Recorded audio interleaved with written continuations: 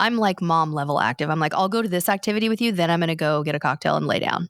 Right? Like, Right, you guys are exactly. on your own for the flow riding because I Yeah. twisted my neck last time and I felt it for 4 years. So I'm not doing, if I'm doing it, I'm laying down on it. I'm not on my knees.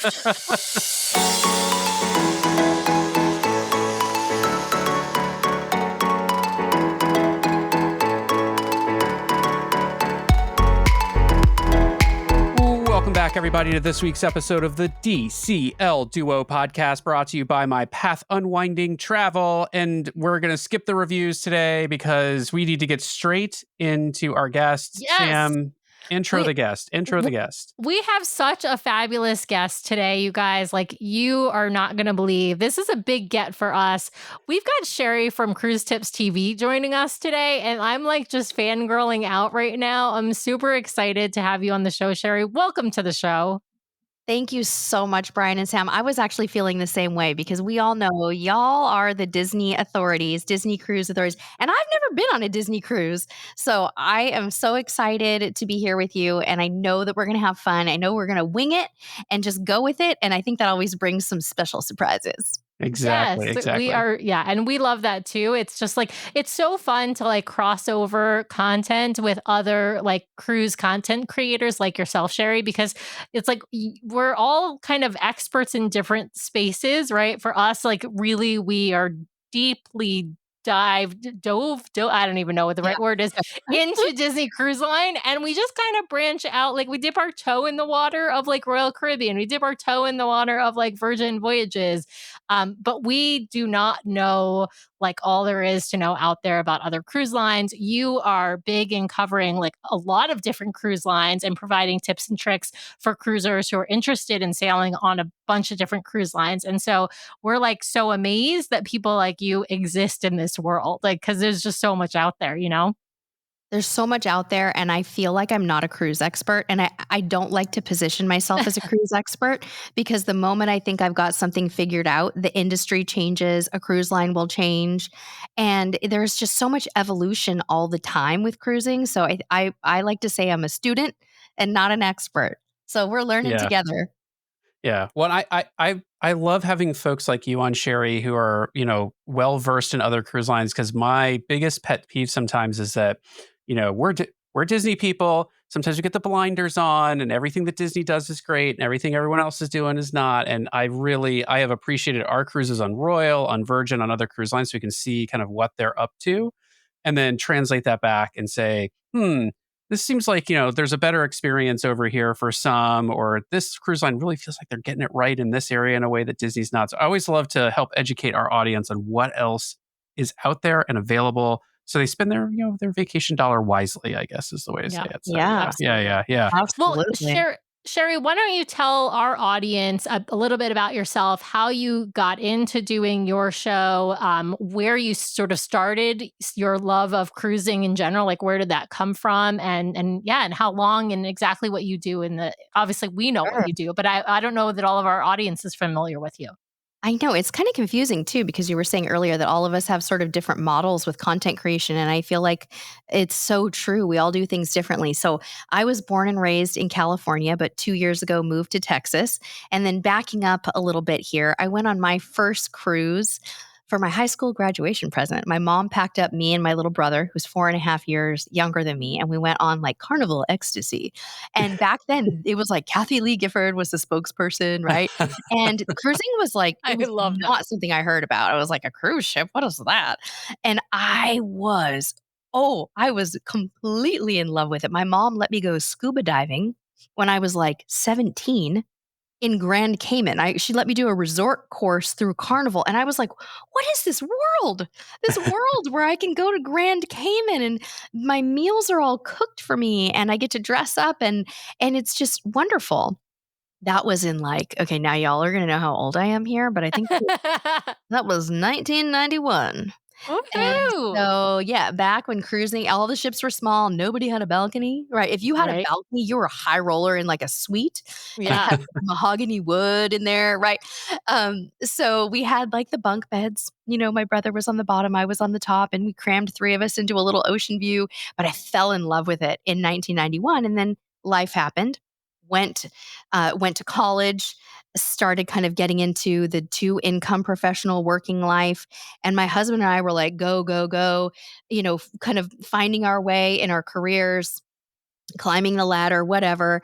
And I would always tell him, I just really want to take you on a cruise. It's this cool romantic experience. And I think you would love wearing like a tie to dinner and Yeah. dressing up. But alas, instead we did other things. We're like, let's go to Paris at Christmas and let's do this. And Yeah. I kept thinking, you know what? This is all great, but we've done our backpacking thing. We have done Paris at Christmas. My ATM card got stuck in there in a, in a Parisian ATM. And I was just at that moment, I was like, I'm done. I want to go and relax on my vacation. I'm tired of like trudging around trying to figure out the train schedule in Europe. Let's relax. And so we booked a princess cruise to the Mexican Riviera, and I was right. My husband was like, "Whoa, this is great.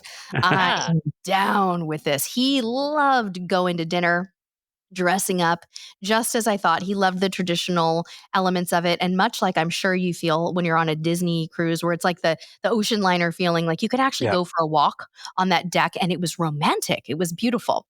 And so it was many, many years later. That was in like 2003-ish, probably something like that. About 10 years later, we'd had our son and we were sitting at our suburban dinner table. And my husband's like, I feel like we have a lot to share about cruising.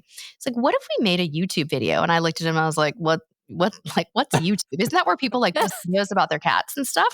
I mean, yes, it Yeah, is, but also right. But also, but at that time we'd started to get a little bit more adventurous in the way that we were handling our careers. I was still doing the corporate thing, and he was staying home and taking care of our son. So all of the work that he did was going to be freelance, and he had a little bit more time to think creatively, whereas I was still stuck in that 8 to 5 bubble.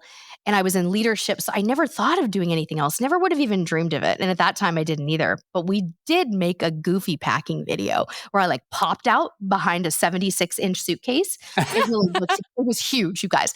And I was like, I'm Sheri.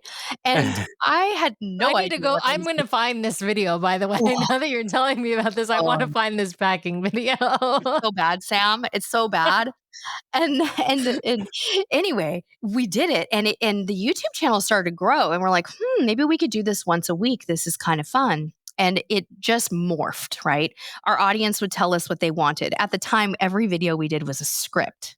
Like that awful packing video was I would read a script. You should pack a huge suitcase. You should make sure that you take hand sanitizing wipes. Like it was like, but people were like, you need to vlog. Nobody's vlogging about cruises. And I was like, why would I do that?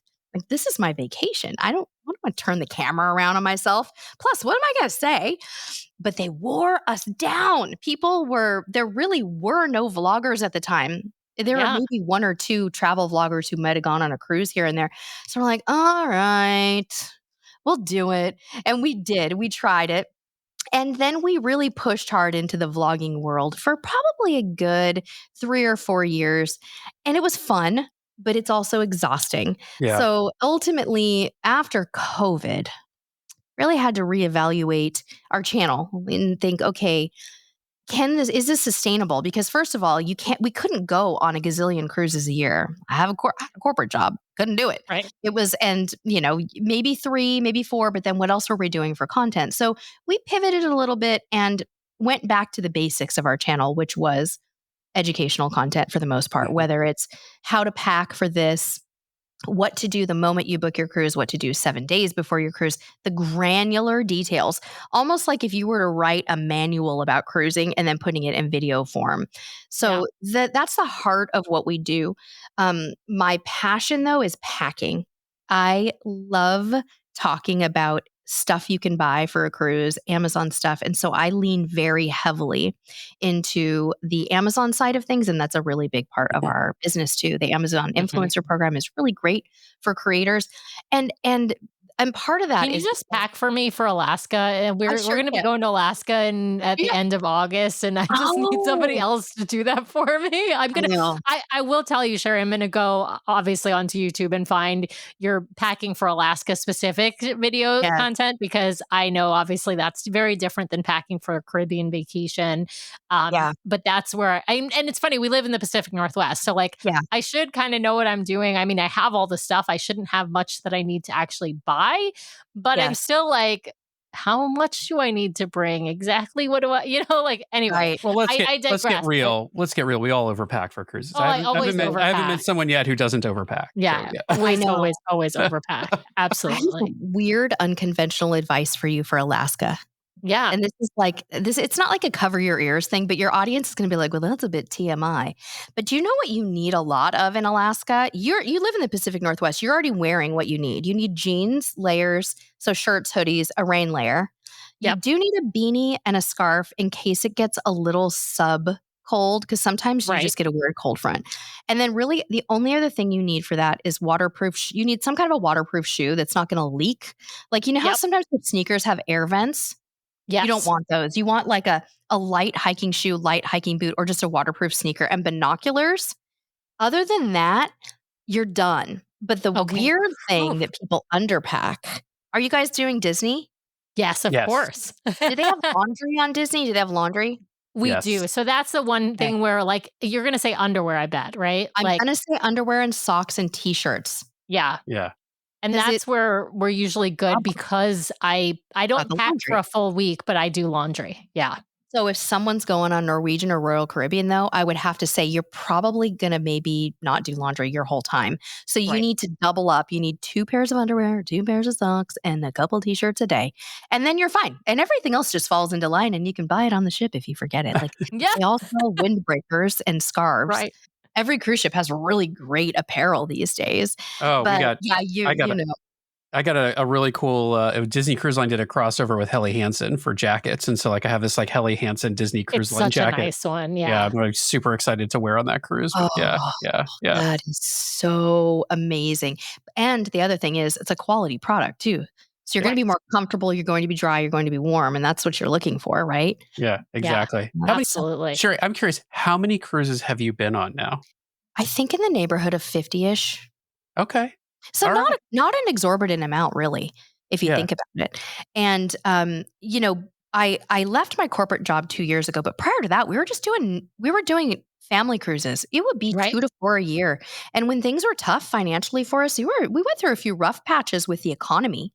hmm Mhm. We would do maybe 1 cruise a year. So it's picked up a little bit for me since I'm a little more full-time now, but, yeah, Mhm. a lot of times I'll still go solo, like I went on the Virgin Voyages cruise by myself because my son's not old enough and, yep. he had to get through school, and so sometimes I'll do them solo, Yeah. but we Now, try to keep what the family. Brian asked how many cruises. I'm curious, like which cruise lines have you been on across those 50 cruises, and then if you can give us some idea of like which ones you've been on, sort of more, like Sure. where have you sort of sailed the most, and Most then mhm. yeah.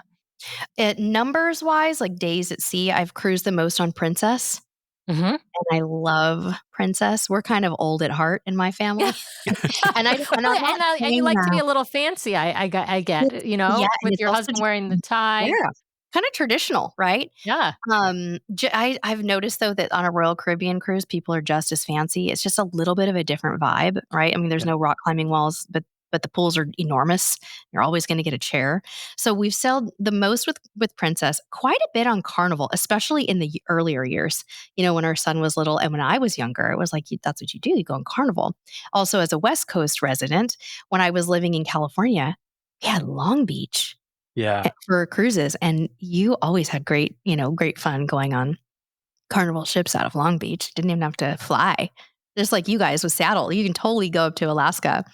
Um, so those are the 2 that I've cruised with the most. I've actually sailed a lot with Holland America too, and they're one of my favorite cruise lines. They're very similar to Princess. They do have a really nice complement of smaller ships, though, which are very special for places like Alaska. Probably similar to a Disney experience, though, like where you have, again, that ocean liner feeling, where Yeah. you're a little closer to the sea. It's not 6,000 people, and it's more of an intimate experience in a beautiful, intimate, like, place with all that nature. We've sailed a lot with Royal Caribbean and Norwegian, but less so than the others. And I've sailed with MSC 3 times, Virgin once, Oceania once, and Seabourn once. And I love them all. I've never had a bad cruise. The only time I went on a cruise that I didn't really like is it was a 2-night cruise, and it was too dang short. And I just Yeah.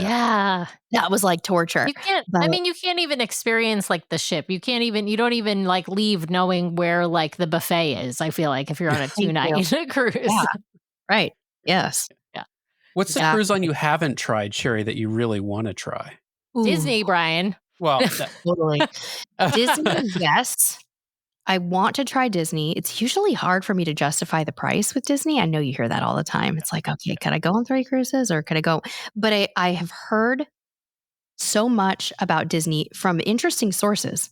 For example, I was talking with an Alaskan shore excursion provider, a big one, and Mhm. they told me the standards that Disney holds their vendors to. And I was like, that actually sounds really great.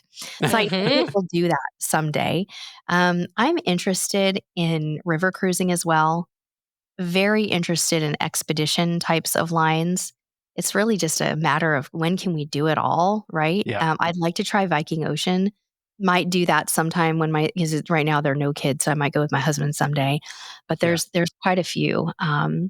I also love the luxury lines. There's a few more of them that I have not tried yet. Like I haven't tried Silver Sea. And after being on Seabourn and Oceania, I'm getting a little taste.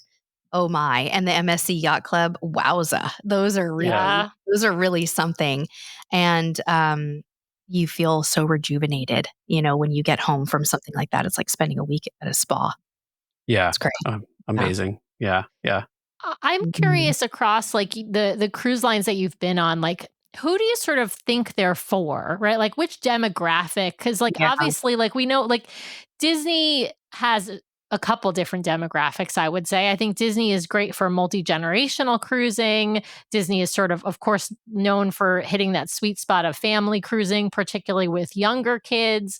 Um, and then there are just these crazy Disney adults who go on Disney Cruise Line. It doesn't matter what age they are; they're just obsessed with Disney, and so they go on Disney Cruise Line without children. And so I think those sort of categories are like those are strictly, those are Disney's sort of wheelhouse. But some of these other cruise lines, I think our audience maybe doesn't know as much about who these cruise lines are for. Like Princess is a great example, since you've been on Princess a lot. And then you said, what was it, Norwegian, that you've been Mhm. on quite a bit Yep. as well. So like with those cruise lines, like who would you like? Would you say that they would cater to that same audience, or is it a different audience, you think? Yeah, I think there is a lot of crossover, and you'll talk to people who have they've done a Virgin cruise, they've done Carnival, they've done them all, and they like to dip their foot in the water. So it's hard to give that breakdown because at the end of the day, those cruises could also feel really different from week to week. Like, for Mhm. example, if you're on a spring break cruise on Princess, it's going to feel like a party cruise, like a Carnival cruise, even though it's not Hmm. normally, right? But Yeah. Oh, that's I'll really try to interesting. Yeah. yeah, it's always an interesting thing to try to break down. So here's how I like to think of it.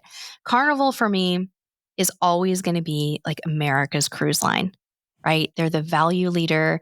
They put a lot of money into marketing. They want to be kind of an all-American experience, Mhm. and they really do provide the best prices. But MSC is playing that game Yeah, with they're coming for Carnival's audience right now, aren't You they? better Yeah. believe it. Yeah, there's that.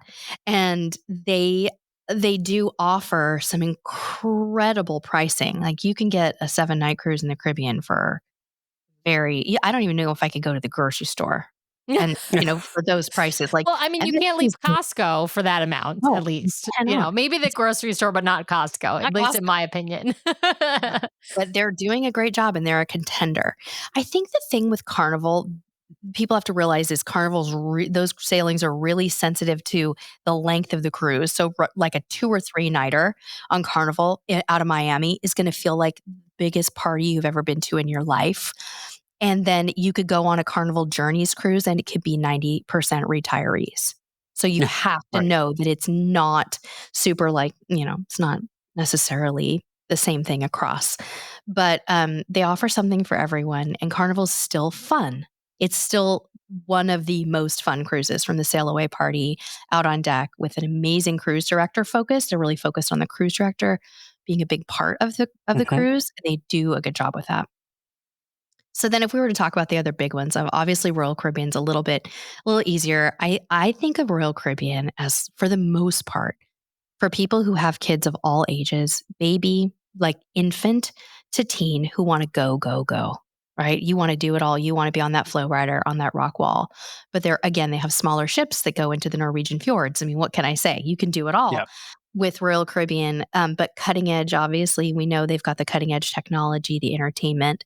They have really good dining, a lot of good specialty dining. And I think Royal Caribbean and they're killing it right now. They're not the value leader right now, though, right? They're going to be more expensive, and that has shifted since the pandemic because of supply and demand, I think mainly. I think Norwegian is pretty similar to Royal Caribbean in the fact that their newer ships, are these beautiful vessels. They're just a little smaller. They're a little more intimate. They might be a little better for couples and honeymooners and even retirees, because there's going to be maybe a little fewer children on Norwegian than Carnival and Royal. But we're still talking about like the big 3 here, like the mass market, the family lines. They're still sort of a family focus. And then we have to talk about the fact that Norwegian and MSC have their ship within a ship concepts. And those are a really big draw for people who want to go on a mass market line, but they want to sail in Norwegian's Haven or MSC's Yacht Club. And those are exceptional experiences for people who have a little more disposable income, but still they want to be able to go out and experience the buzz of the ship, but then retreat back to that. So that's another little genre in and of itself that is wonderful and a great option for people who maybe aren't ready to go full luxury cruise, but they want to go out and still socialize and see children by the pool. Yeah. I've had people tell me that, and they're in the yacht club. They're like, yeah, I can bring my kids in the yacht club. Like, I can bring my children in the Haven. But if you go on Seabourn or Oceania, there's going to be nothing for them to do, right? So there's that element of it too. Princess, Holland America, and Celebrity, I don't want to lump them together, but for time's sake, you got to think of them as like the premiums, right? So they're like mass market, but they're premium.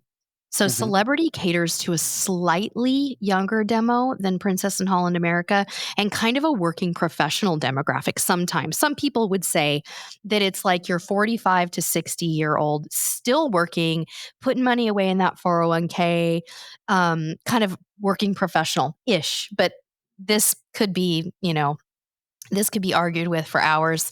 People will tell you, no. They seem like they're 80 years old, or no, when I was on Celebrity, everybody felt like they were on their honeymoon. So again, there's exceptions. Princess and Holland America are pretty similar in their demo. Their ships are focused on having a lot of space per individual. So you'll go and you'll have a lot of nice places to lounge and sit, and the food quality tends to run really high. On Celebrity, Princess and Holland America tends to be pretty good.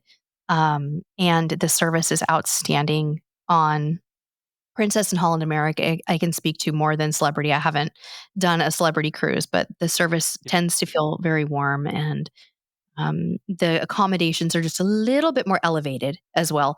With Holland America and Princess, you're going to find that you kind of sink into that bed. You might get a bathtub in your room. You're going to have a little more space. Things are a little more elevated. So I think for the mass markets, that's pretty much the breakdown.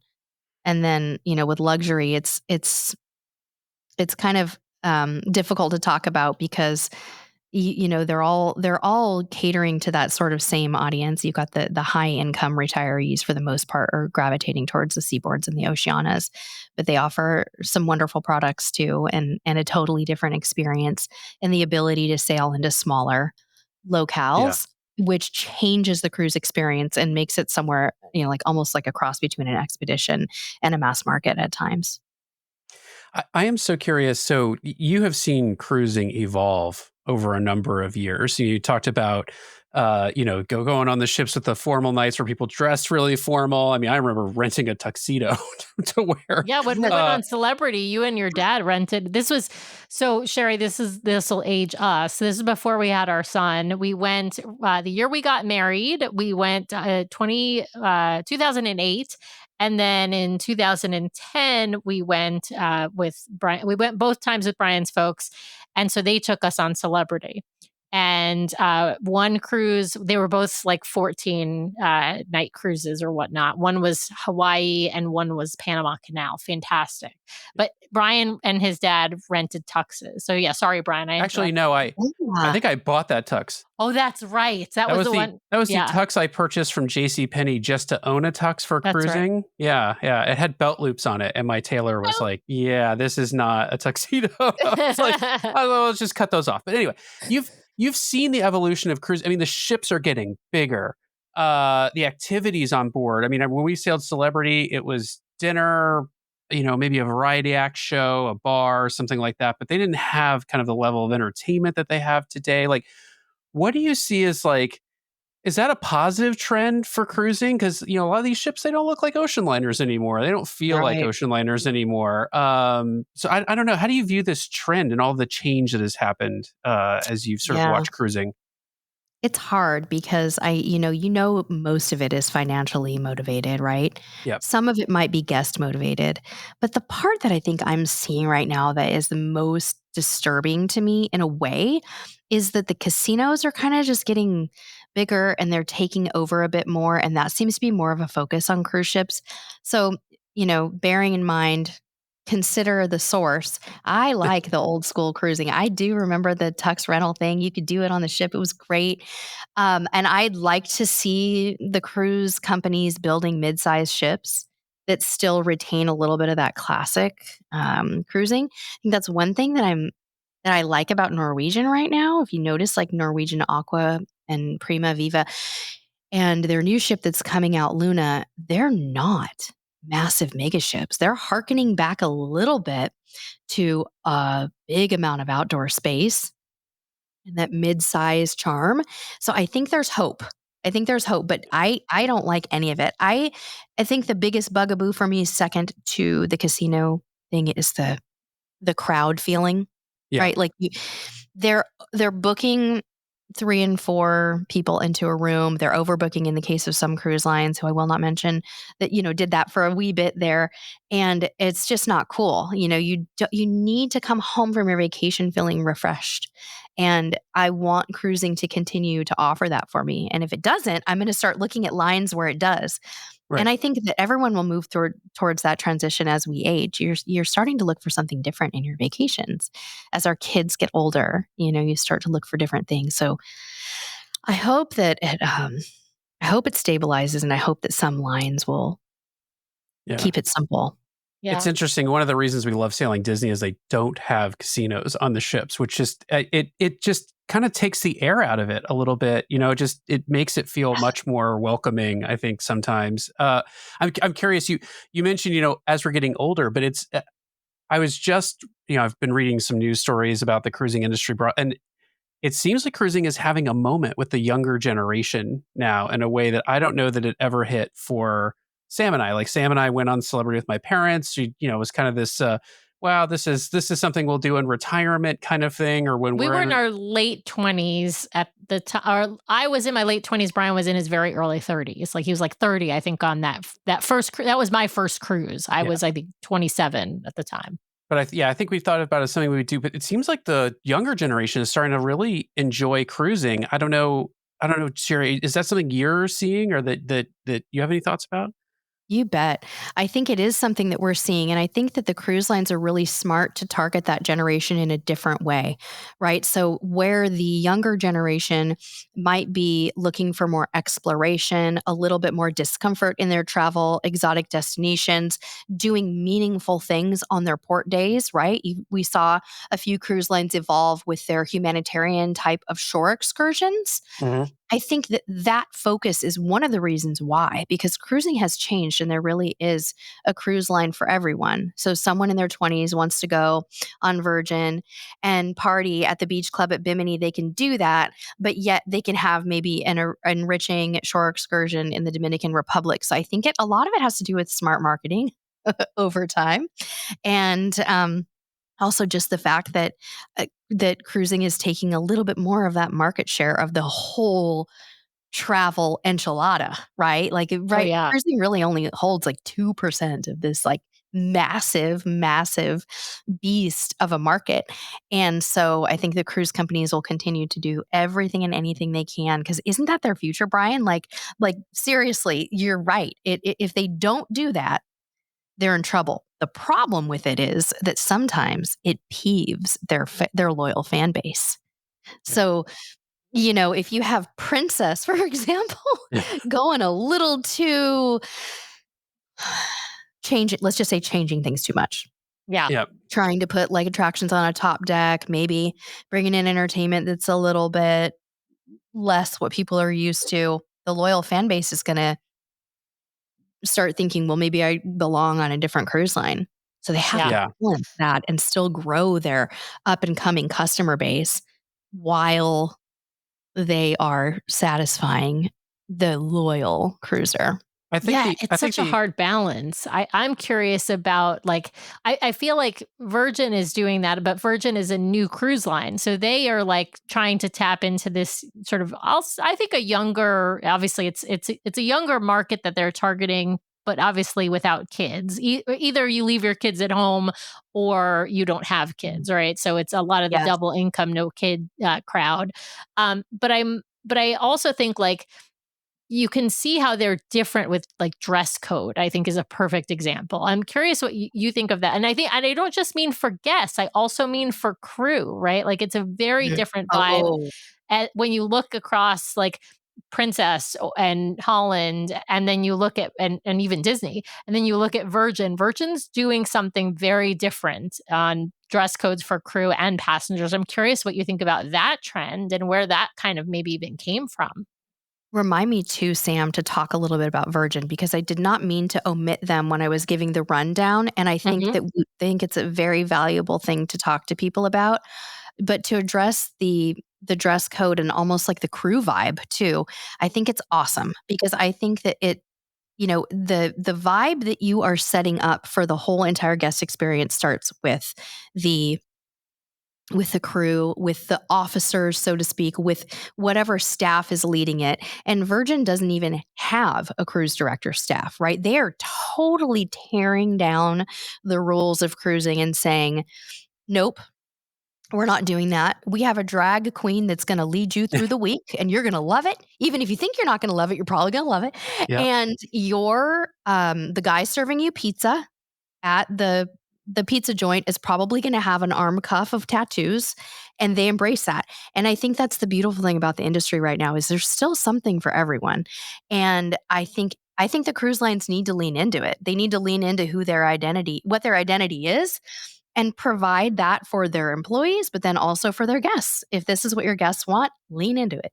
If your guests need to have the more, buttoned up black tie experience, lean into that. But it's cool that there is a lot more diversity in that area, in my opinion, because that's how we're going to grow the industry in general is bringing in new people who maybe didn't think they would like a cruise because heck, they don't want to dress up, right? Yeah, for sure. Yeah. So, Sherry, you mentioned talking about Virgin. Go ahead. Tell us, Yeah. give us your thoughts on Virgin because I'll tell you, we went on our first one. It was like a 4-night sailing last year. Hmm. I went in. Sam went in fairly excited. I went in pretty skeptical. We Okay. talked to a bunch of people heading into it, and I think we both walked away from talking to those folks with very different sort of like theories about what the cruise is going to be like. I think we both ultimately enjoyed the cruise. I mean, we enjoyed it enough. We're going back here in Okay. like 2 weeks for a week-long version of a cruise with Virgin. But it was very different. It was very Hmm. different. The ship was different. Everything was different about it. So yeah, I'm curious your Yeah. thoughts overall about Virgin. That's interesting that you say you tried a shorter one and then you're doing a longer one. I think that's smart, by the way, because it'll give you more of a full experience. But you guys did like it? You thought it was good? Yeah, I mean, we to be fair, we sailed Mega Rockstar, so there's not much you can't enjoy about being on Virgin when you're sailing Mega Rockstar. We're a little bougie, Sheri. I gotta tell you, Brian and I, we on Disney, we normally sail regular, but we also have sailed in their concierge, so their ship within a ship concept as well. Yes. But we tend to lean towards the slightly bougie end of things. We like a luxury experience. Yeah. Did you guys have like a turntable in your room? Yes. We did. Winter Yes. player? Yes. Come on, really? Yes. Yeah. And a full bar. Yeah. Yeah. Oh, And we barely touched it, by the way. yeah, I'm sure. Like you don't really need to because there's bars everywhere that make amazing cocktails. Why would you want to mix your own in the room? Right. That's what I said to Brian. I said, why would I make my own drink? I'm going to go to the bar and they're going to make me a drink. Our friends gave us the tip, just have them stock it with a liquor you really like to have at home. And then every day you just take the bottle and you put it in your suitcase and then they bring another one and no one asked any questions about it. I was like, yeah. That's what I would have done. I would have been checking that bag so fast. Yeah. No carry-on only for me, that cruise. Yeah. Great idea. We know that people trust Disney for their vacations, and it can sometimes be a little nerve-wracking to think about trying something new, right, Sam? Yeah, whether you're considering branching out to a new cruise line, an all-inclusive resort, or exploring Europe, the team at My Path Unwinding Travel has the expertise and connections across the globe to plan almost any vacation. They can even help with the Universal parks. They've helped us plan our vacations beyond Disney, including Royal Caribbean, Princess Cruise Line, and Virgin Voyages. Their team of travel professionals all understand the needs of a Disney traveler, can help you decide if another option is right for you, and then guide you through every step of your new vacation experience. Whether you are dreaming of a fun getaway to an all-inclusive resort, a river cruise in Europe, or an adventure in Costa Rica, the folks at My Path Unwinding are ready to help. Even if you have already booked, reach out for a complimentary consultation to make your next vacation even more amazing. If you want to learn more and take advantage of the amazing team at My Path Unwinding Travel, then head over to mypathunwinding.com/DCL Duo or email dclduo@mypathunwinding.com to let them know we sent you their way. Thanks, My Path Unwinding, for sponsoring today's show. Now back to the episode. Okay, I'm gonna have to go back and listen to your podcast about this topic, by the way, because I definitely want to hear. I want to hear more about your take. But I was so incredibly pleasantly surprised by Virgin. I know I just gave you the punchline before I gave you the story, but I did a 5-night one. I think I did. What did I do? What was it called? Oh man, I've forgotten the ports. I don't even remember, but it was a 5-nighter. I know it wasn't that kind of cruise. It was in the Caribbean. Thank you. It was in the Caribbean. Yeah. We went to Bimini for sure, right? We did the beach club at Bimini, and that was really fun. Okay, so I was like Brian. I was skeptical, and there was a couple of reasons why I didn't know if I would fit in. First of all, I was like, I can only cruise a lot on Princess, and I feel like that's what Brian was worried about too. Yeah, I'm also an introvert, and I was like, okay. So is my husband, hardcore, and so when we make cruise decisions based on that, and you shouldn't go spend your time off doing something you don't want to do. Yeah. Like, how's that red party going to feel to an introvert? My husband would have hated it. So, okay, yes. All right. So backing up, sorry. This is a great conversation. I went into it thinking I was too old. I was too uncool. That's the funny thing too. I was like, I'm going to be like, this like matronly mom on there, and everybody's going to be super hip, and I'm going to feel like a total fuddy-duddy, So I went into it. I packed like my coolest dresses and bought some new things, bought a red dress, and was like, okay, this is an adventure. Let's go. And on the first day, like the second I walked on the ship and I saw who was really on this cruise, I was like, oh, no way, I'm going to be fine. This is just a little sampling of humanity, right? There are traditional cruisers on there. There are a lot of people who I feel like for Virgin, the thing is, it's like they want to have this adult playground for the week. They want to play. They don't want kids around, but they want to walk around kind of being the kid. Like, I think of dressing up for the red party as one example of that. You can go to like a stand and get like bedazzled like a kid. Like when you go to a carnival and they have the lady with the face paint, you get to be that kid that week, but you get to be a grown up. But they do these playful, fun things that you would never expect. And the whole cruise sort of feels that way. The entertainment for me was a little on the raunchy side. I just don't feel like I need an F-bomb in every single show. So I was really glad as I progressed through the cruise that there was a good variety in that. I just started to steer clear of some of the really late night ones where I was like, okay, this is maybe not for me. But I loved some of their entertainment. Their the dual reality show, the one that's like the Romeo and Juliet kind of deal, West Side Story, that was phenomenal. I still believe that's one of the best shows on a cruise ship that you can go to. It's so cool and it's like a sensory experience. The food, outstanding. You know, the galley that's not Yeah. a buffet. I love that. They're like, it's not a buffet. Well, it's a food court, but okay. Yeah. Outstanding. That's a Loved great it. way to describe it. It is a food court. So Food court it's kind of like a buffet, but not quite a buffet. Not exactly a buffet. Yeah. with maybe a It's little just bit cruise better served. quality. Yeah. It's kind of like Yeah. a, yeah. Yeah. Yeah. Yeah. Yeah. But I did really love the food. I thought that the wake was great. I love Gun Bay. I thought it was all really wonderful. I found that the restaurant reservation system was a little confusing for me. I was like, okay, Yeah. well, I'll keep working with this. But I loved the staterooms too, and I know that the staterooms are very controversial for people, where they think, well, they're so sterile. It looks like I'm at IKEA. I found them to be very functional. Found the bed to be one of the most comfortable I've ever cruised in.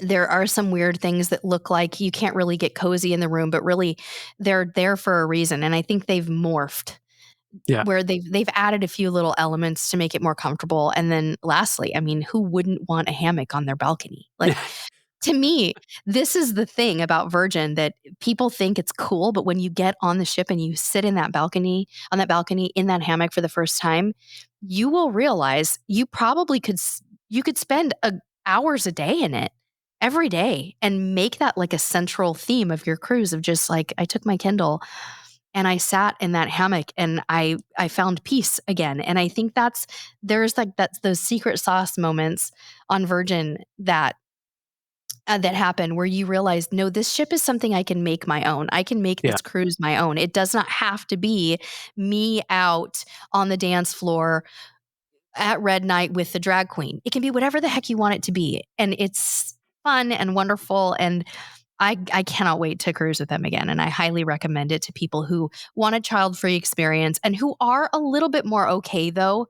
You got to be a little okay with raunchy. You don't Yeah. have to embrace it, but it's going to be around you a little. So you kind of do need to be aware of that. Right. You just don't need to live it. Like that's so Not. I will say, like, we in our lives are quite conservative, and I don't mean conservative politically. I mean conservative in sort of what we do in our lives. Like we go to I'm not sure I'd escape say that. I'm we not go sure to I'd say escape that. rooms like for fun, okay? We're Like nerds. We're nerds. We're not yeah. conservative. You're Well, that's nerdy. what I mean. Yeah, We're yeah. kind of nerdy. Like we don't go out to clubs. Like we're not going Right. out to clubs and dancing and going out to bars at home. And we're going to escape rooms. We're going out to dinner with friends. We go to the theater, things like that. Like that's what our Yeah. sort of normal life And you're looks like. probably in bed by like 10 most nights. And Yeah. right, like that. And you can still love Virgin and be that person. Exactly, Totally. exactly. So but I'm okay with other people doing things that are maybe I wouldn't do. And, they're not forcing me to participate in any of it. And so it's like, I might see them and pass them by on the ship. That's sort of, I think, what you mean. I had sort of like three, as you were talking, Sheri, I realized I had sort of three takeaways from the Virgin cruise. One, the introvert in me actually didn't mind Scarlet Night, but it was because we did this like tentacle tour thing that was like a small group where they led us around the ship to see all of the cool stuff. And so like that made it more like, okay, I'm part of like a little group, not part of this like massive like sea of people, which really helped me a lot. Your comment about the stateroom is just so spot on. I think I have not spent more time in a stateroom on a ship than I think we did on Virgin. And it was because like it's relaxing in the stateroom. And I feel like I can just sit here and enjoy myself and like not feel like I'm missing out on something. The one interesting thing, the only way that I think we found ourselves feeling really out of place was I feel like our mega rockstar agent like expected us to not be up as early as we were. Like I felt like he felt like we weren't asking him to do enough stuff or like bring us things. Like I think he expected us to be in our stateroom a lot more than even we were. It was really weird. We'd have these interactions with him where he would be like, oh, I stopped by and you weren't here. And it's like, well, yeah, we're out enjoying the ship. Like, isn't that what we're supposed to be doing? Having And like breakfast, right? Like, and he's like, but I can bring you breakfast. I'm like, yeah. Okay. Like We so were like, but we were up for breakfast at 9. I think he was like, some of your shipmates are not up until 2, right? So like Yeah. it's just a different vibe, right? Just a You different. should just mess with them next time, Brian. You guys should take Yeah. disguises, like you're like celebrities, and be like, I need to have an escort when I'm going to the Yeah. red party. What you can really do for me? Forget the alcohol. I just need an escort. I'm going to be Yeah. wearing my like. That is Everywhere. hilarious. They treat you like a rock star. They Yeah. totally treat you like a rock star. Oh yeah, when you show up to the absolutely. port, there's like they send a car to pick you up. They bring you to the port. There's a red carpet when you get out of the car that you walk down and you check in with the agent and everything, and then you're the first on the ship. Like there's like, I don't know, maybe 25 to 30 people who are in Mega Rockstar. Maybe No, there's not that. even, Brian. I think there's only like 16 rooms or And something. basically, they walk you past everyone else as you board to let them show like these people get on first, right? Yeah. And like, then the rock stars Yes. get on after you. So Mega Rockstar is like one category, and then Rockstar is the next category, and then the plebes. But Mega Rockstar, they take you to your room, and you're supposed to wait in your room, and your agent will come and take care of all of your needs. Whereas the Rockstars, they put it like a bar together, and they have people moving around and like helping them with things. And so I'm like, it is an amazing ship within a ship experience. If you've got the disposable income to do it, like I highly recommend it. Yeah. Sounds amazing. And then you have that Richards rooftop area that you also had access to, right? Like with the bar and the beautiful hot tubs up there and all the cozy seating. Yes, it was way too hot though, so we didn't spend a ton of time up there. Like we did, I wish that they had like a regular pool, like or a little plunge pool instead of just the hot tubs because it was just too hot to be in the hot tub. So we would like lay out. We'd find a spot in the shade and lay out on one of those. They have these beautiful loungers, these beautiful round loungers. So it's a lovely place certainly to like relax. It's just if it's really hot out, you don't really want to be in a hot tub. I feel like that ship that's going to Alaska, there's going to be a Virgin ship sailing out of Seattle to Alaska. I think that's going to be an awesome experience. I would love to.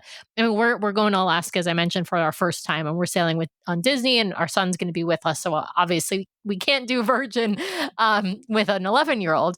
But I do think I could see us in the future. Like I could see a situation where it would be lovely to sail on Virgin to Alaska. I'm That sounds curious. great. Yeah, I'm curious, like, so you know a little bit about us now. We told you we've sailed on a little bit on Royal, a lot on Disney, once on Virgin, going back on Virgin, a couple times on Celebrity. Like, you are an expert on these other lines. Like, which line that we haven't sailed would you say, like, oh, Brian and Sam, like, you seem like you would fit in, I don't know, Princess or Holland or Norwegian or Seabourn? I mean, because we are a little bougie. So, like, I don't know if we're Seabourn I don't know for bougie. that. I don't know if we can afford that. I know where bougie, I'm but putting you. I know. Yeah. I know. I'm putting y'all in the Norwegian Aqua, specifically that ship, or Luna in the Haven. Ooh, I like it. It's phenomenal. The food is, I can't even say it's a 10 out of 10 because it's like a 75 out of 10. It is exquisite. It's family friendly. There is a private infinity pool. Above that, there's another deck with private hot tubs. The accommodations are outstanding. You will have a butler. The butler is slightly more hands-off probably than your Rockstar agent. However, it is so hard once you cruise in the Haven. It is so hard to do anything else. I spent just 3 days in it, and they had to haul me out of there kicking and screaming. I fell head over heels in love with it, and I can visualize you guys in it, and your 11-year-old would also be very, very comfortable. Yeah. Then you can take him out and let him enjoy the go-kart track. Like, who wouldn't want to go go-karting at sea? So I mean, without any hesitation at all, that would be my choice for you. I would highly recommend one of the newer ships for you, though. Aqua, which is already sailing, or Luna, which is coming out this fall, I believe. I think you would love it so much. And then you also have Disney has great entertainment. Y'all are spoiled here. Okay. We are so spoiled on entertainment. You're super spoiled. And I'm and I have super high bar for entertainment. I will tell you, I thought Royal's entertainment was meh. I mean, meh. Aqua 80s. The Aqua 80 show on Oasis was fantastic. But other than that, everything else, I was like, ugh. Yeah. Okay. Well, that's where the newer ships are going to come in with Norwegian because they bring the best in I mean, let's be honest. Most cruise lines do this. They put their star teams on the newer ships. I don't Yes. necessarily agree with that, but they have the Prince Revolution show, which is outstanding. So good, you might want to see it twice. They have a Yeah. Fleetwood Mac cover band that performs in the theater, and they have some really killer stage shows that will probably rival the quality, certainly not the theme. I mean, Disney is Disney, right? Like Right. you can't do a Disney show, but they're probably going to scratch that itch, but they're also family friendly for the most part, and there's just so much to do on those ships. A Oh, lot of outdoor space, and there's also a lot of high-end dining. I So love all if you that. Yes. I don't even think I could get you to leave the Haven, but if you so wanted to go do steakhouse, you could do steakhouse French. They have a food court style that your son will go crazy for because they order on an iPad, and Fun. every kid loves it. My 16-year-old is like, "Okay, mom, why are we talking to humans ever again when we order food? This is like, right? Like, I mean, he was I so love into that. that. The food on Norwegian, they have the biggest teppanyaki restaurant you will ever see at I sea. It love is a gorgeous. teppanyaki. Yes. Yeah. Right? It's a mix. It can be bougie. It can be family. It can also be couples. It could be, a bachelorette party, but the decor is elevated as well, all around the ship. You're going to see that. I think for you guys, let's give Princess and Holland America another 10 years. Also, because I think there's certain destinations where I would go on them, especially Mhm. Princess, because their kids clubs are outstanding on Princess. It is my son's favorite kids club Oh, experience. wow. Oh, Always wow. has been. Yeah. So if you guys ever want to do an exotic, an example might be Japan. I would strongly recommend that you do Princess, but get yourself a grand suite or some kind of a larger accommodation, and go do Princess where they do it really beautifully. And I can promise you, your son will just absolutely love the kids club. And he's about to go into a different age bracket in their kids club. Mhm. I think they stop at 12 for like the youth, and then they go into teen from 13 to 17. So could be a fun thing to look at. I I would love do. that. Yeah. I was gonna ask what's your son's favorite cruise line? Would he say No. Princess because he loved that kids club, or do you think is there another cruise line that's his favorite for some other reason? Yeah, he's gonna say Royal Caribbean because he's a Uh, go, go, go. He yeah. wants the flow rider, the Rockwell. He and my husband we're all very active, but they're like athletic level active. I'm like mom level active. I'm like, I'll go to this activity with you, then I'm gonna go get a cocktail and lay down. Right? Like, Right, you guys are exactly. on your own for the flow riding because I Yeah. twisted my neck last time and I felt it for 4 years. So I'm not doing if I'm doing it, I'm laying down on it. I'm not on my knees, not standing I up. couldn't even get up onto my knees, Cherry. No, I no. started out on laying on that thing. I never was able to get up. Nathan got up onto his knees. On his Brian got knees. like halfway up. Like it I was, got on my yeah, knees. I got up on my yeah, knees. Yeah, yeah. yeah, yeah. I I I just just it's not worth it these days. no, Like you have to it's too scoot and hard. but I do love all that too. So he'd say Royal Caribbean, but then we do this destination by destination, right? Yeah. Yeah. We just did back-to-back cruises with Princess in Alaska. He had the time of his life because Princess really does their children's programs. So it's like a misnomer out there. I don't think people understand how wonderful their leaders are and how big and pretty their kids clubs are too. And so he made 2 different groups of friends over 2 weeks. He typically ends up staying in touch with them after the cruise, and he loves it. But his favorite cruise of all time and destination it would be Diamond Princess in Japan. Like, it's just hands down, cruising Japan was life-changing for us, so much so that he started taking Japanese lessons, and he's now in year 4 of Japanese. So, it's the big picture for him. He'd be like, "Let's go do this in Yeah. Japan, but then let's also do some time on land too," right? Because he's getting to be a little more into exploring, and I'm It's worried that by the time he's 21, he's gonna be like, "Oh my gosh, my parents were these old fuddy-duddies who dragged me around on all these cruises, and I'm so over it. I just wanna take a backpack and go to Europe," you know? And then he'll do that. He'll take the backpack and he'll go to Europe, and then he'll be like, "Well, that sucked. It was fun, Yeah, but now it's I'm gonna be gonna like go I'm back to Jersey." exhausted. Yeah. Right. Right. So he yeah. also does enjoy Norwegian but mostly I'd say Carnival, Princess, and Royal Caribbean are his favorites, but he doesn't spend time in the kids clubs much. on Norwegian or Royal Caribbean. He finds them overwhelming. There's too many kids. Mm, And he's like, we can't even talk to anybody. So you usually back yeah. off and just hang with us on those. Yeah. It's funny. We have some friends who are, much on the younger side, and they were always like, we can't cruise the Caribbean. Like, why do you cruise the Caribbean all the time? Like, we want to go see the world. And I was like, because I've seen the world. Like I've said, I've Yeah. dragged my luggage onto Yes. Train Italia. I have, done all this stuff. So like, I'm just ready to like go relax on my vacation and read a book for a while. So yeah. It's Sheri, a fact. Yeah. yeah, we would be remiss, since the title of your channel is Cruise Tips TV. I kind of wanted to ask you, what's the one tip you wish every new cruiser knew before they set foot on a ship?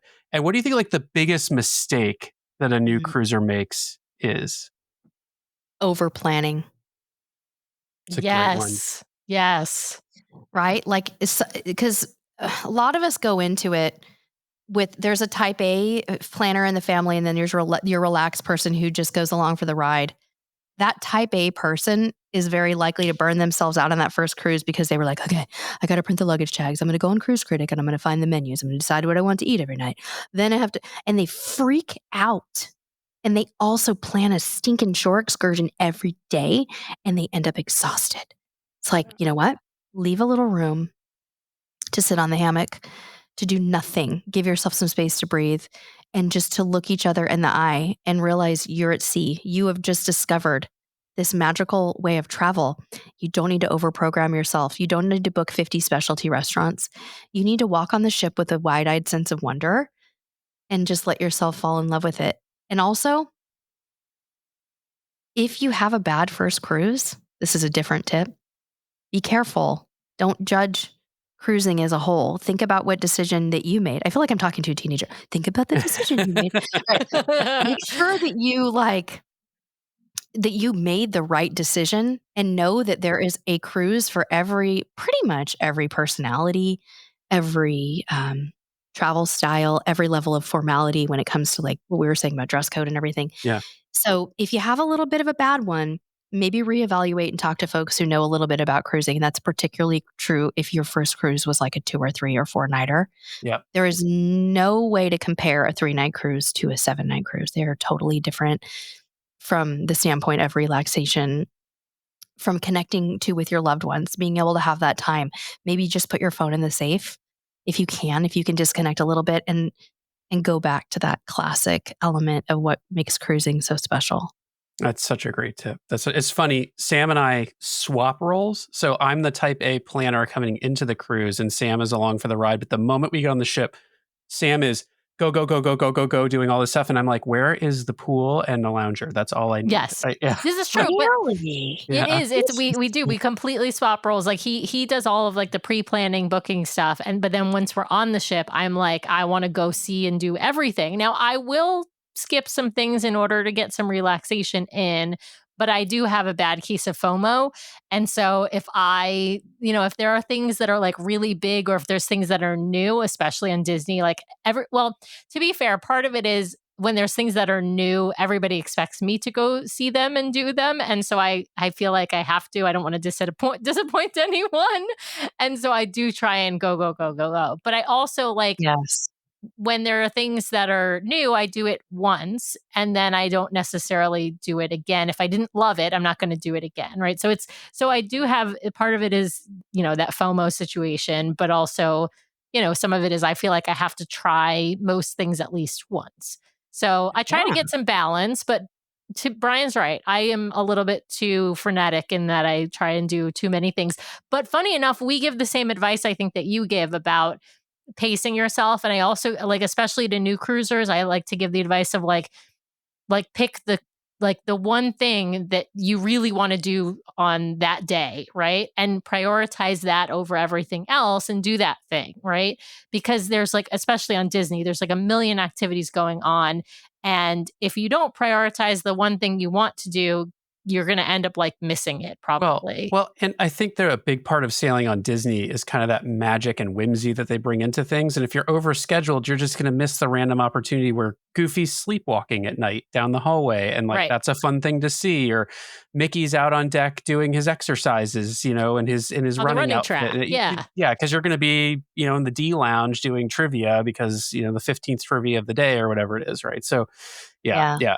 Sheri, I'm curious. One other question I had. Sam has already previewed her final question off air, so I will give Okay. that to her after I ask this question. Private islands. It seems like Oh, good everyone is question. getting a private island now.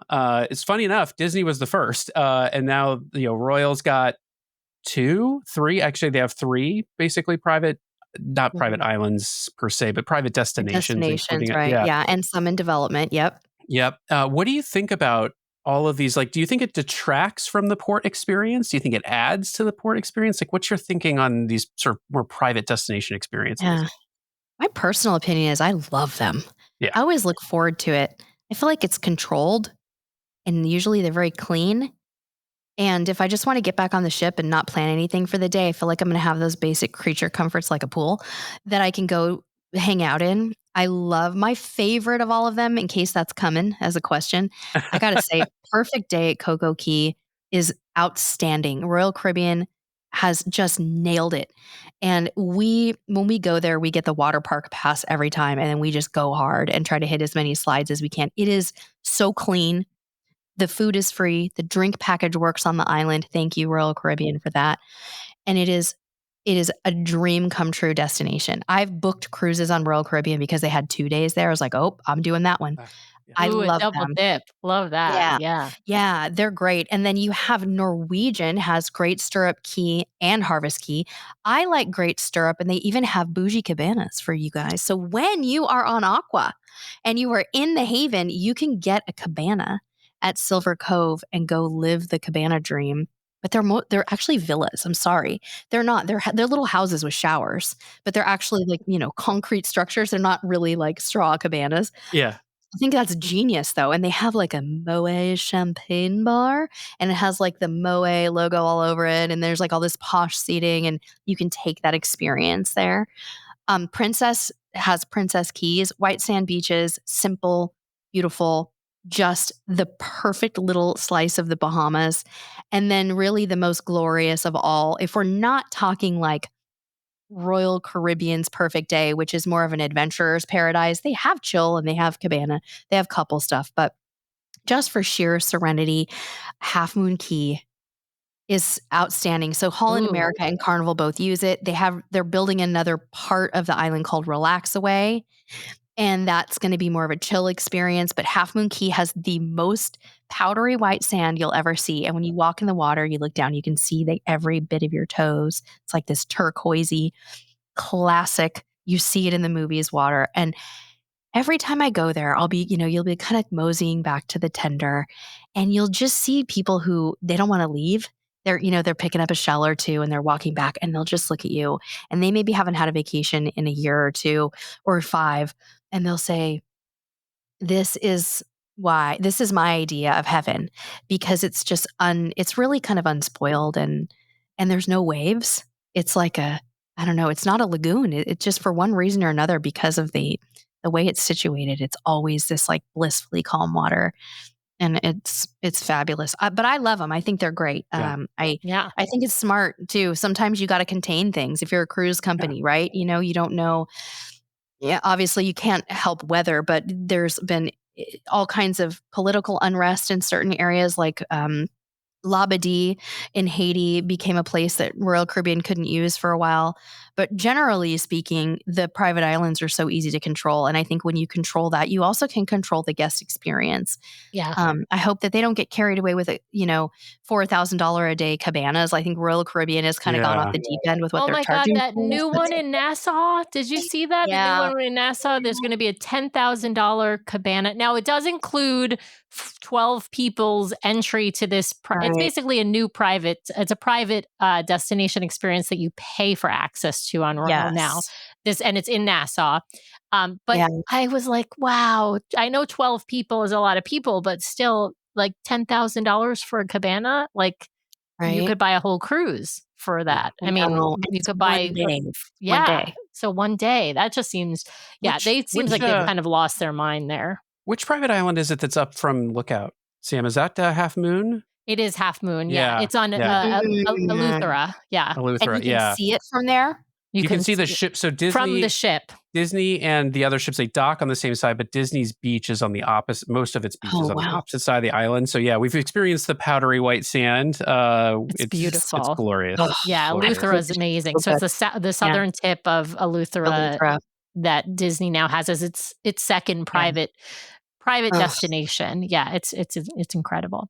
All right, well, Sheri, Brian mentioned I previewed this question for you ahead of time. I told you before we started recording. I told you I wanted to ask you what your favorite cruise line was, and I guess, and you said you have Yes. a qualified answer, but like, I don't know if you're Yeah. gonna jump on a ship tomorrow, like what's like, what does your gut tell you? Like, if you're gonna jump on a ship Yeah. tomorrow, which ship do you want to be on? Well, my family and I would literally live on a cruise ship in Japan if we could. We would Ugh. tour that area. It's that impactful for us. So if you held my foot to the fire, I'd say just let me do every season on Diamond Princess in Japan. I just want Yeah. to try every season because they're all so different. And the last time I went, it was August. It was Face of the Sun hot. The time before that, it was December. And now I need to do the fall foliage. I need to do the spring flowers. Like I have FOMO on doing all those. I really truly don't have a favorite though, because, and it isn't really like that whole I can't name my favorite child thing. It's that they all offer something really different for me. If I had to tell you some of my favorite experiences though, like over time, there have been some cruises that stood out to me. Haven on Norwegian Aqua. I had no idea how good it was really going to be. And I didn't think the food could be that good on a cruise. I just didn't even know that was possible. So that blew my mind. Also, MSC Yacht Club, we did Europe on MSC Yacht Club, and that was outstanding. Oh, wow. Yeah. And I know I'm kind of going into luxury here, but when I think about my family's those moments that were burned in, Seabourn to Alaska, where you're getting out on a Zodiac and you're doing things by day, and the salad bar has 42 kinds of arugula, whatever. It's just, it was outstanding. I'm sorry, I don't even know that there are 42 kinds of arugula. I'm just being funny. You're like, you feel like you felt like that though. It's like, if I wanted it, I could ask for it. But I at love the same that. time, like on Seabourn, I felt like my son when we walked through the halls. We had to be like, "Oh, shh," So there's pluses and minuses. But with that said, I have cruise princess the most. And if I want to relax on a cruise, I am going to go on Princess. I'm going to go on Holland America. I'm going to go on the MSC Yacht Club. I'm going to go in the Haven on Norwegian. Like it's going to be one of those four for mom, right? My husband would just live in Japan. He'd be like, I'm done. Yeah. And my son would be like, give me all the action on Royal Caribbean. And then you guys can kind of drag me around to everything else if you Yeah. Nice. That's so fun. Well, it is.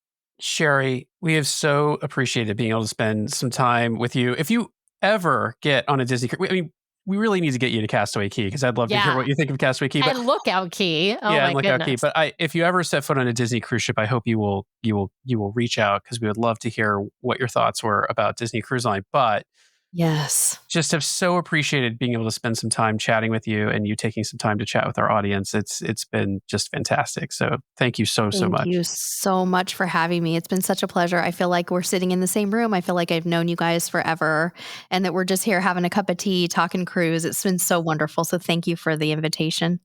And definitely take a minute, remind folks where they can find you. I mean, they should be able to just find you easily, but tell folks where they can find you so that they can follow along with you and your adventures and all your great content too. Absolutely. So you'll find us at Cruise Tips TV, cruise like cruise ship, and Tips TV. It's really all one word when you type it in. But we also have a podcast called the Cruise Tips TV Unplugged podcast, long form. My husband and I, sometimes we have guests. It's kind of chatty, like you guys do. Informational, but also chatty. We are on YouTube, Instagram, and Facebook. I'm on TikTok, but I'm going to tell you, I don't know what I'm doing on TikTok. We're the same. So you'll find me there, but I'm floundering around like an old lady. Much like on Virgin, no one wants to see me dancing that way. So yeah. Did you dance? We did not. We did not. Thank I God. will. He won't. I will dance. Brian will not dance, really. You know what? Our next big charity thing, Sam, we will agree to do a dance together on TikTok. That's what we'll do for our listeners. Yeah. Great idea. You have to get a good trending, simple enough one, right? That you could like Right. learn it. For me, it has to be simple too. That is such a cute idea. You guys should do it. I love that. But yeah, and on Instagram, one thing I will tell people from an education standpoint too is if you need something, you can also Google it. Cruise Tips TV Alaska or Cruise Tips TV First Time Cruise, and something might come up that would be helpful for you. And everything's free, right? Like we all do this because we want to give people that wow feeling when they walk on a ship. So everything is out there for you guys to search for. And if you ever need anything, you can DM me and say, help, I don't know how many pairs of underwear I need for Alaska. I do respond to my DMs, even if it's about underwear and what kind of bra are you wearing with that strapless top. I get that. Someone will sneak into my DMs and say, I have questions. It's really embarrassing. Is it okay if I ask? And I'm like, you're going to ask me about a bra right now. So it's really funny.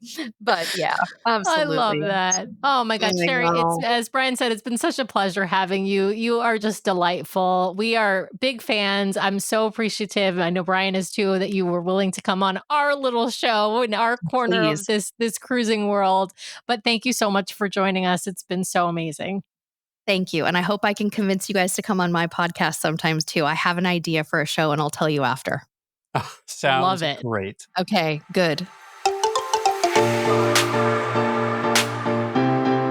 Well, thanks to everyone out there for listening this week. We really, really appreciate it. Be sure to subscribe to the podcast so you can keep getting great content from us every week. In fact, twice a week we publish shows. So be sure to hit the subscribe button to get all of those great episodes. And if you want to watch us live, we have a live show now every week, Monday nights, 5:30 p.m. Pacific, 8:30 p.m. Eastern over on youtube.com/DCL Duo. So be sure to head over and check that out. If you want to help support the show, be sure to hit those 5 stars on Apple Podcasts. And if you leave us a written review, a 5-star written review, we will read it at the top of one of our main episodes, so please head over there and hit those 5 stars. Of course, you can also help support the show by supporting our fabulous show sponsor, My Path Unwinding Travel. If you want to book your next Disney vacation, head over to mypathunwinding.com/DCL Duo or email them at dclduo@mypathunwinding.com so they know we sent you their way. If you've got questions or you'd like to connect with us, the best way to do that is to head over to dclduo.com. It's got links to all of our things, full catalog of the podcast episodes, including a searchable catalog for the podcast, links off to our vlog, a link to our Etsy store where we sell some fun fan-inspired magnets, link to our Patreon if you'd like to help directly support the show each and every month. Just head over to the website or patreon.com/DCLDuo. Also has a way for you to sign up for our Substack newsletter that we're hoping to start really pumping out monthly here at least, and a few blog articles that we've written. So DCLDuo.com is the best way to connect with us. You can also, of course, email us at info@DCLDuo.com or reach out to us on our voicemail line at 402-413-5590. That's 402-413-5590. The DCL Duo podcast is not affiliated with Disney Cruise Line, the Disney Company, or the Disney family of theme parks. The views expressed on the show are solely those of the individuals on the podcast and in no way reflect the views of the Disney Company or Disney Cruise Line. If you have questions about a Disney cruise or a Disney vacation, please contact the great folks over at My Path Unwinding Travel or Disney directly or your own travel agent. Thanks again for listening, and we'll see you next time for another fabulous adventure with the DCL Duo.